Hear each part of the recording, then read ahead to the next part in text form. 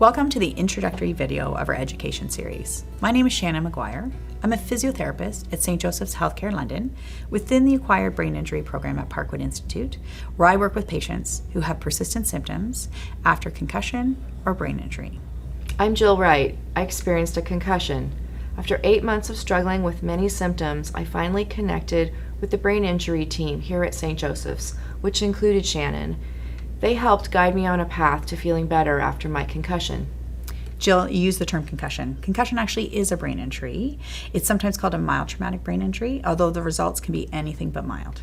Yeah, I remember the day we first met and we had our first appointment, and I thought, what do you mean I have a brain injury? It was really hard to accept that a concussion is a brain injury. It was hard to hear that what I was doing was actually getting in the way of me feeling better. I do remember explaining to you that you were part of the 20% that don't get better after an injury right away, that you're going to have persistent symptoms and that you needed to stop thinking that was going to get better all on its own. Yes, I learned that day when doctors say get rest, that doesn't always mean sleep or do nothing.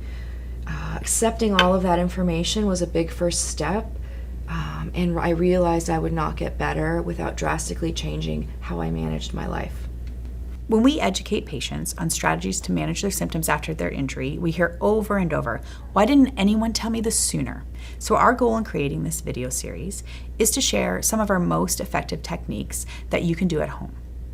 What you'll learn in this video series is material created by the Outpatient Acquired Brain Injury team at St. Joseph's Healthcare London in partnership with our patients. By watching these videos, you can benefit from our expertise and begin to manage your symptoms better. Having the right information is so important. After my injury, I felt overwhelmed and helpless. There was no clear path of information on how to get better.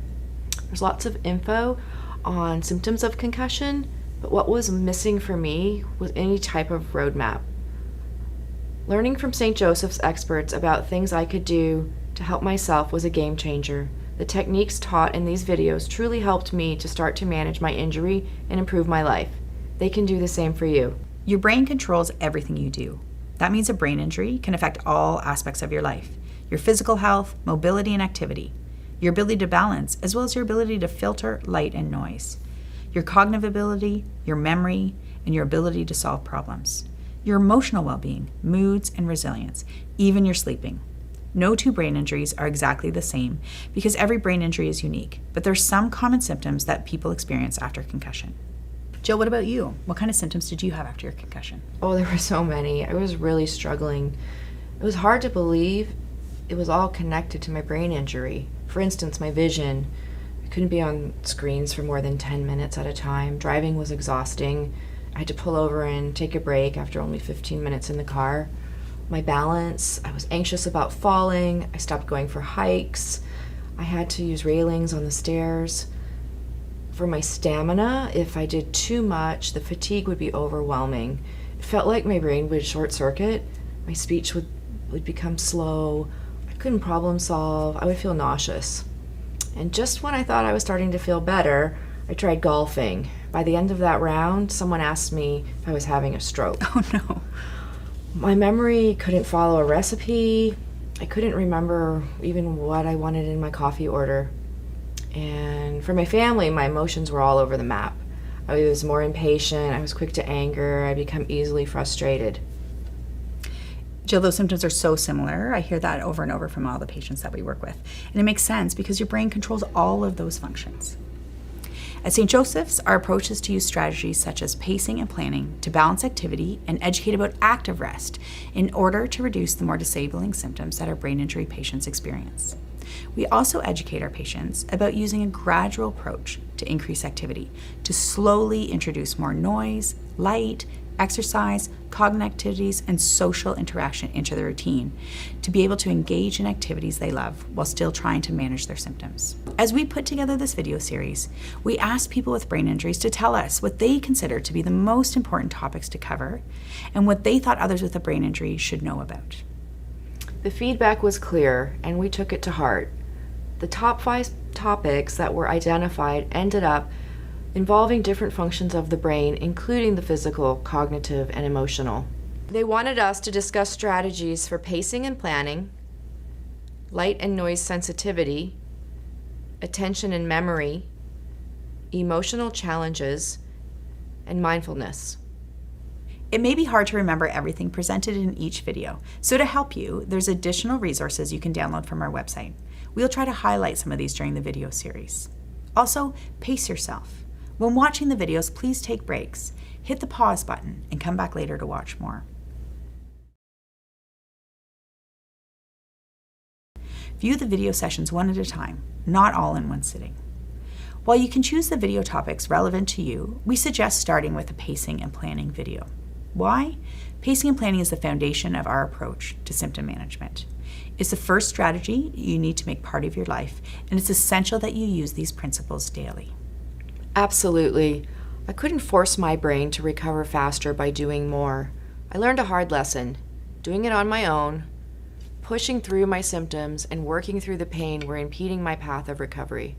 It's important to understand doing more without letting your brain recover does not help it get stronger.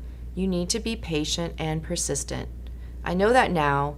Using the pacing and planning principles consistently will help you cope with your symptoms, and it will build resilience in the long term as you begin to get back into everyday life. I should warn you, pacing and planning is hard. You will find it tough to say no to things that you enjoy doing, but saying no is important.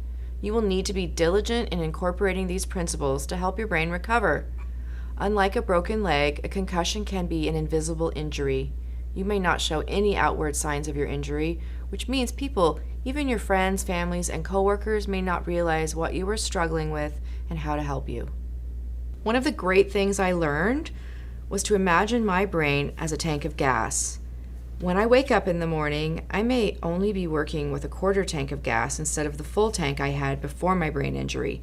I have to manage my quarter tank so I don't hit empty. This is why I may seem fine to those around me. However, on the inside, my tank could be empty. It is important to stop and recharge. Pulling over and using techniques from this video series will help you get through your day. You may want to watch the series with another person. Having that kind of support will be a huge help in your recovery. You will have good days and bad days. Keep in mind that recovery from a brain injury is a marathon, not a sprint. You are not alone in what you're experiencing. If you're struggling right now, it's important to realize there is hope. Be confident that your brain can improve from where it is now. I encourage you to incorporate the techniques and strategies in these videos. If you do, I know your life can get better. Even though I'm still a work in progress, I'm proof that improvement happens. Jill, I want to thank you for sharing your story with us today. And I want to thank all of our current and former patients who have shared their stories throughout the video series. Their input shaped the content of each video, and their feedback helped make the videos as concussion-friendly as possible. We hope you find them a useful tool on your road to recovery.